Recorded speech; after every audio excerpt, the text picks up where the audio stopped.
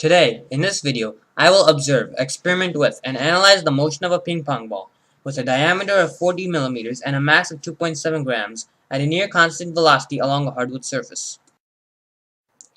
The purpose of doing this is to test the efficiency of Newton's second law of motion, which is V final is equal to V initial plus F net over m multiplied by delta t, where V final is the final velocity, V initial is the initial velocity, F net is the net force, m is the mass, and delta t is the change in time from beginning to end.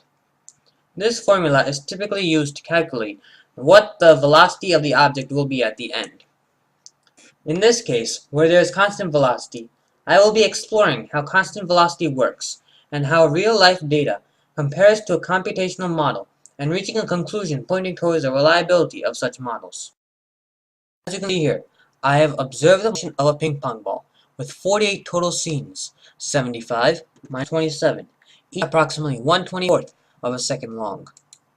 Also, as you can see, here is a calibration stick showing the length of 40 millimeters relative to its much larger surroundings. And I have inserted two axes, the x-axis and the y-axis, both slightly tilted in order to run parallel to the ball motion. The ball travels along the x-axis in the negative direction. However, the axis does not matter. If I align the y-axis parallel to the motion of the ping pong ball, then no effect would have occurred. The ball would still move as I am moving it now. The movement of the ball would not change. The path would not change. Velocity, time, net force, nothing will change. The ball will still move towards the left with a slightly crooked path caused by human error, which is seen here and here. Most notable causes of this are gravity, air resistance, and friction. The ball will still have an assumed constant velocity for approximately 2 seconds at a net force presumed to be 0. Now, if you are annoyed by so many approximations, then let me remind you that observations, as well as physics videos that we watch, are not always perfect. However, let's assume that life is perfect. What would such a model look like? Well, we can see such a model by going to this Python code and then running the module.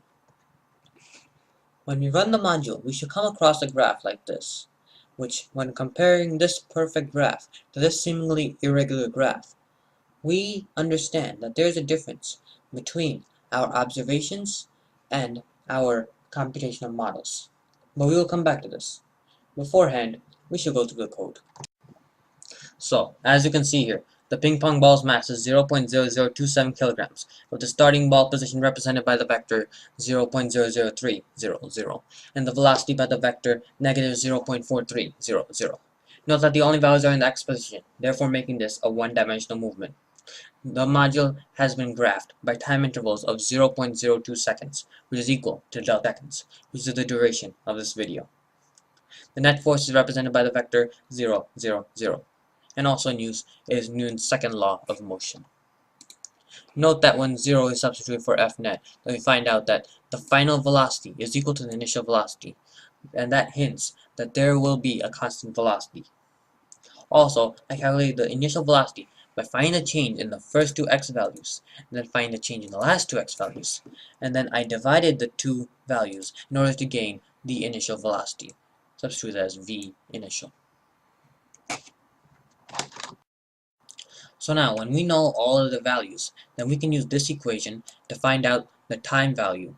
And we can use this equation to find out exactly where the ball is located during that time value.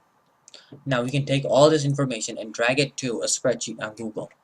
As of right now, I'm using Google Spreadsheets. So finally, after we have the experimental and the model data on this spreadsheet, then we will use that data in order to create a graph. As expected, the experiment position differs slightly from the model position. As stated earlier, this may be caused by gravity, air resistance, friction, or just simply human error. Overall, however, the fundamental physics principle, which is Newton's second law, is very accurate when compared to the observations. It is trustworthy and reliable, and if I was able to further improve upon my video by limiting human error, then the observations would have matched the computational model with even more precision. And, if possible, in the part of the universe where we live in, where forces like friction are a fundamental part of daily life, then the match might as well have been exact.